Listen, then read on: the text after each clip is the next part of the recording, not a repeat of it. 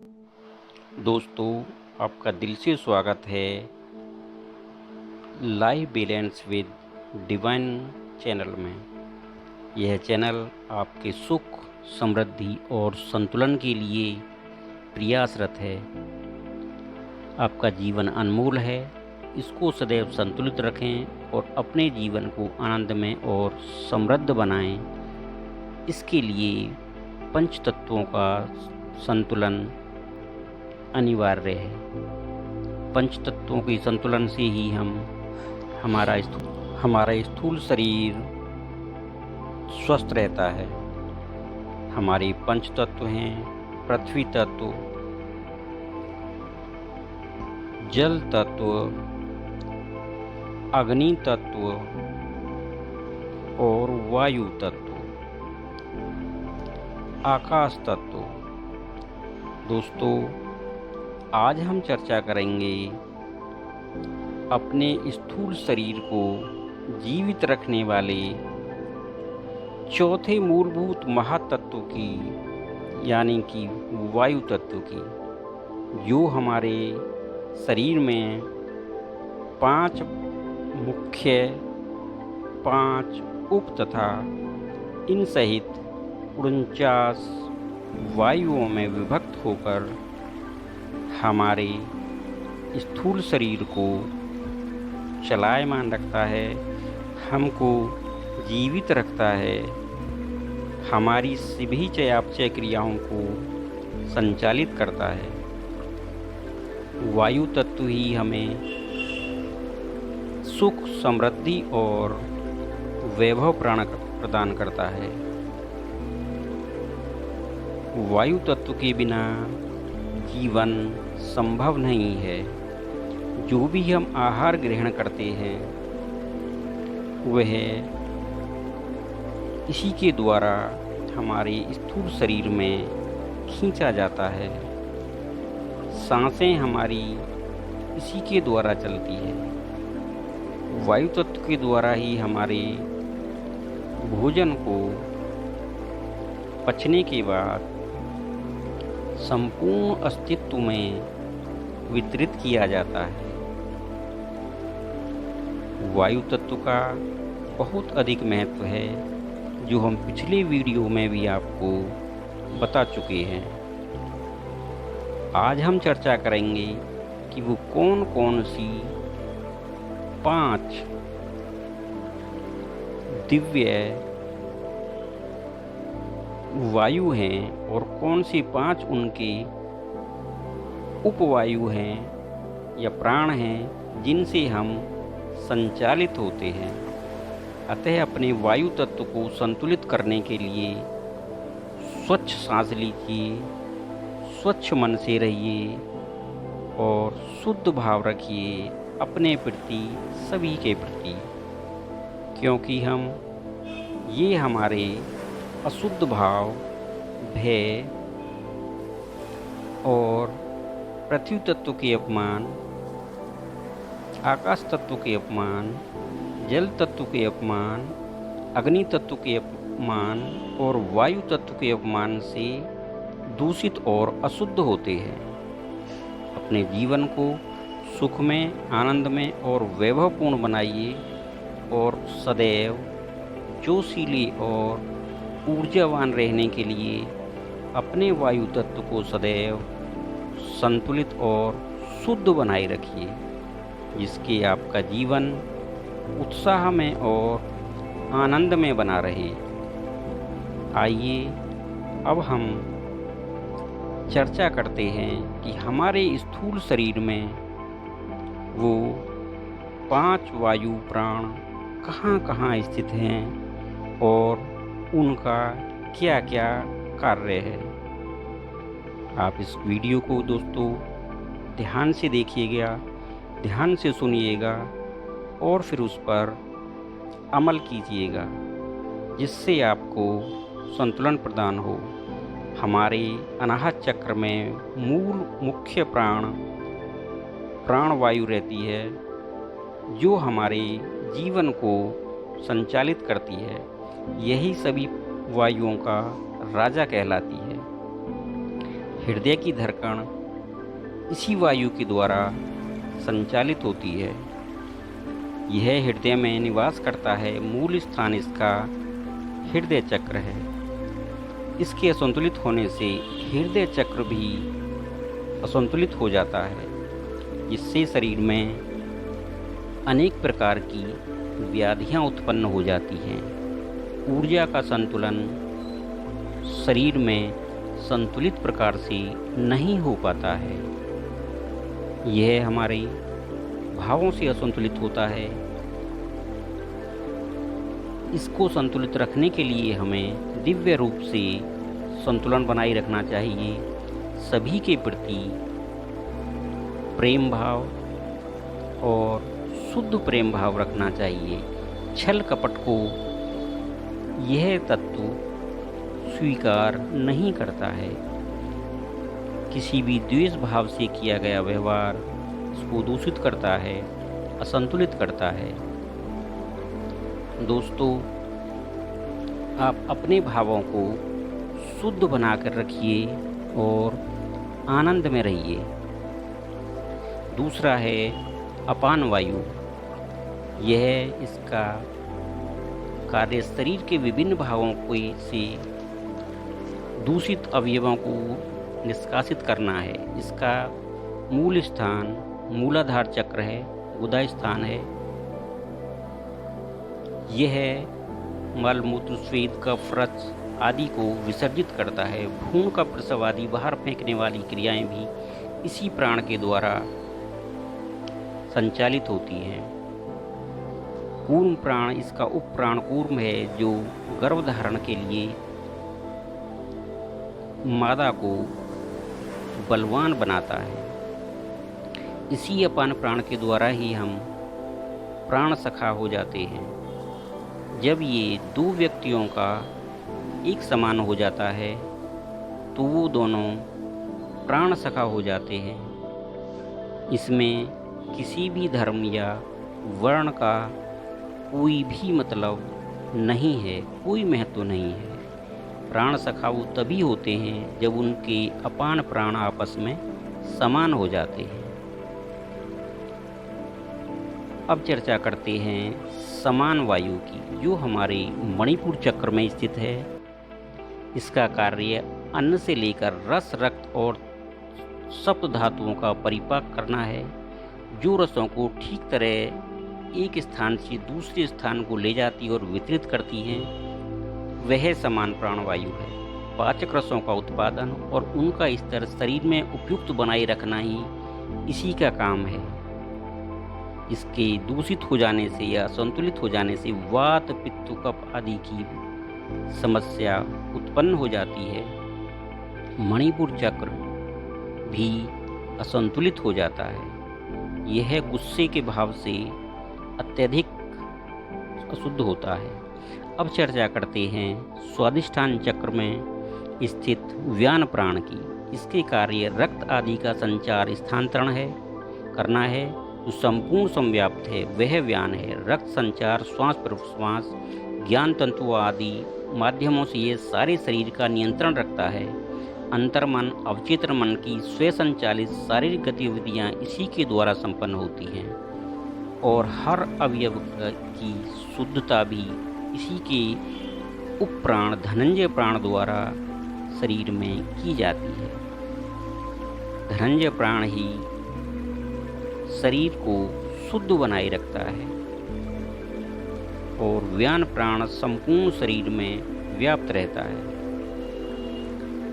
इसलिए गीता में भगवान श्री कृष्ण ने अर्जुन का, जिसने सभी अधर्म का सफाया किया था, उनका एक नाम धनंजय भी लिया था। कई बार उन्होंने उसको धनंजय कहकर पुकारा है। यह हमारे शरीर से अशुद्धियों का निष्कासन भी करता है, एकत्रित करता है और उनको अपान वायु बाहर फेंक देता है।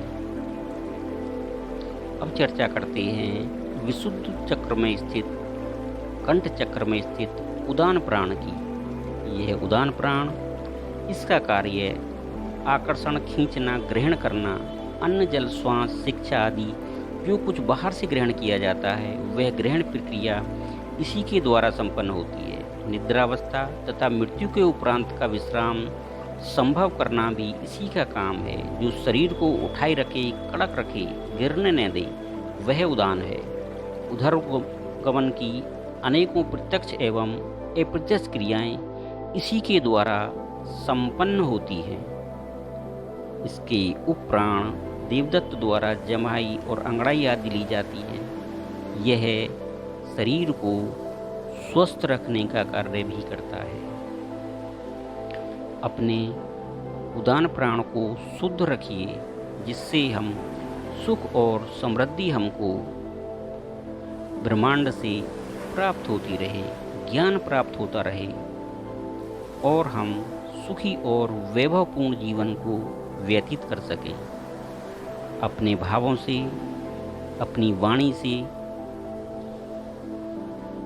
इसकी शुद्धता बनाए रखिए। ये सबसे ज़्यादा दूषित अशुद्ध बोलने, कड़वा बोलने और असत्य बोलने से इसका असंतुलन और अशुद्धि होती है, जिससे शिक्षा, ज्ञान और धन आदि पदार्थों की प्राप्ति रुक जाती है। लोग कहते हैं कि हमारा व्यापार या हमारा कार्य बहुत अच्छा चल रहा था, लेकिन वो ठप हो गया, क्योंकि उन्होंने बहुत झूठ बोले होंगे। जो लोग झूठ बोलकर दूसरों को ठगते हैं, उससे उनका विशुद्ध चक्र दूषित होता है। वो कोई भी हो सकते हैं। जो आदमी झूठ या धोखा देकर किसी को ठगते हैं या ये सोचते हैं, बेवकूफ़ बनाते हैं, वो निश्चित रूप से विशुद्ध चक्र उनका अशुद्ध हो जाता है। ब्रह्मांड एक शुद्ध और संतुलित आयाम है। यह हमको शुद्धता के साथ ही देता है। तो अपने भावों को, विचारों को शुद्ध बनाए रखिए और ब्रह्मांड से जिस चीज़ की आप इच्छा करेंगे, निश्चित रूप से उदान प्राण उसको ला कर देगा। कहा भी है कि जिस चीज़ को हम जितने शिद्दत से चाहते हैं, संपूर्ण ब्रह्मांड उसमें उसको देने के लिए हमें सहायता करता है। आकर्षण का सिद्धांत भी यही है। अगर हमारा आकाश तत्व और विशुद्ध चक्र संतुलित नहीं है, तो ये आकर्षण का सिद्धांत कार्य नहीं करेगा। आइए अब हम ध्यान प्रक्रिया के द्वारा अपने तत्व को, अपने वायु तत्व को कैसे संतुलित करें या मुद्राओं द्वारा कैसे संतुलित करें, इस पर चर्चा करते हैं। आप देख रहे हैं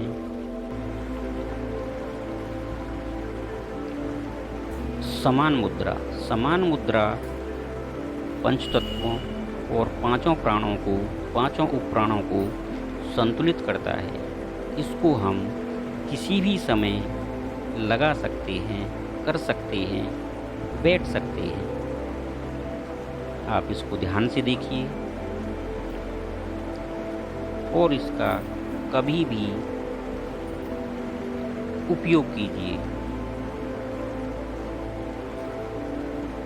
अपने सुख और संतुलन के लिए ये दोस्तों संजीवनी मुद्रा है, जो प्राण मुद्रा, जो प्राण वायु और अपान वायु दोनों को संतुलित करता है तथा हृदय चक्र को बल प्रदान करता है। इसलिए इसको संजीवनी मुद्रा भी कहते हैं। इसके बारे में प्रचलित है और परीक्षित भी है कि यह अगर रोज़ इसको कम से कम 45 मिनट व्यक्ति लगाता है तो उसको तीसरा हृदयाघात नहीं होता है। अगर किसी को हृदय में कोई पेन या जलन आदि की समस्या है तो वो तुरंत इसको लगाकर कुछ समय में सुख लाभ प्राप्त कर सकता है। हृदय को स्वस्थ बनाने के लिए यह एक दिव्य मुद्रा है। यह वायु मुद्रा है जो जोड़ों के दर्द के लिए काम करती है, लेकिन इसको आप एक दिन में 15 मिनट से अधिक नहीं लगाएं। इसको 5-5 मिनट केवल 3 बार लगाएं। यह प्राण मुद्रा है। आप इसको कभी भी लगा सकते हैं। इससे प्राण बलवान होते हैं, शरीर ऊर्जावान होता है और ऑरा प्रभावी होता है। ऑरा के बारे में, जब सूक्ष्म शरीर के बारे में आप चर्चा करेंगे तब अलग सी वीडियो डालेंगे। 5 प्राणों के बारे में भी अलग सी वीडियो जारी करेंगे सूक्ष्म शरीर के उसमें। अभी स्थूल शरीर के बारे में जो चर्चा चल रही है उसमें चौथे तत्व वायु तत्व के बारे में आपको जानकारी दी जा रही है। ये है अपान वायु। अपान वायु मुद्रा है ये। यह यूरिन पास करने में तुरंत लाभकारी है और डायबिटीज़ के लिए भी यह अच्छा कार्य करती है। जिन लोगों को डायबिटीज़ है, यूरिन पास नहीं होता, वायु पास नहीं होती है, वो इसको ज़रूर लगाएं और इसका प्रभाव देखिए। अगर आप इसको ज़रूरत के समय या जब भी 15-20 मिनट एक बार में लगाते हैं तो यह डायबिटीज में भी राहत प्रदान करती है। आप इसकी परीक्षा करके आप देख सकते हैं।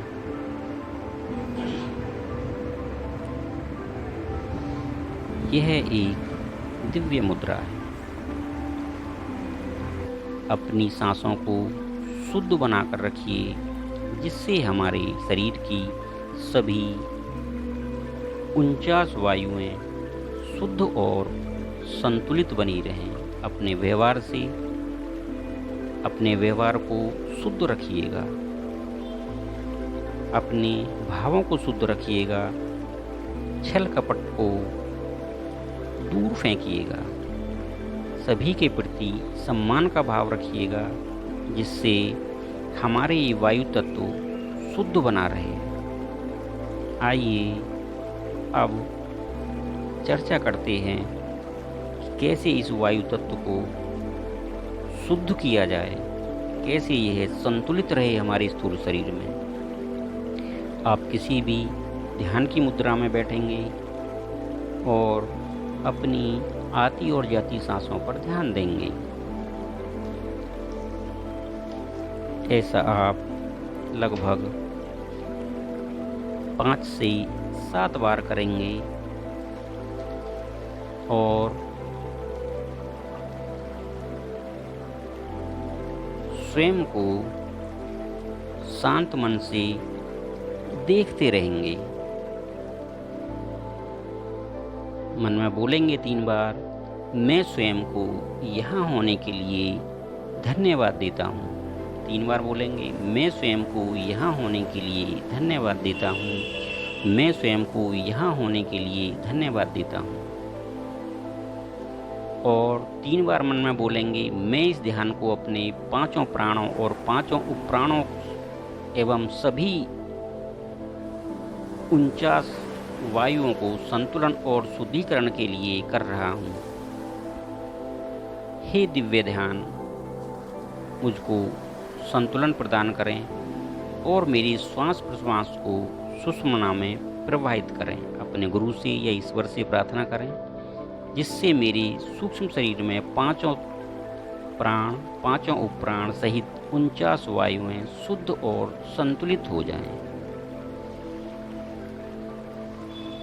फिर आप अपनी चेतना को मन में बोलिए, मैं अपनी चेतना को मूलाधार चक्र, स्वादिष्ठान चक्र, मणिपुर चक्र, हृदय चक्र और विशुद्ध चक्र में स्थापित करता हूँ, जहाँ इन 5 मूल प्राणों की मूल प्राण उप प्राणों के साथ स्थापित हैं।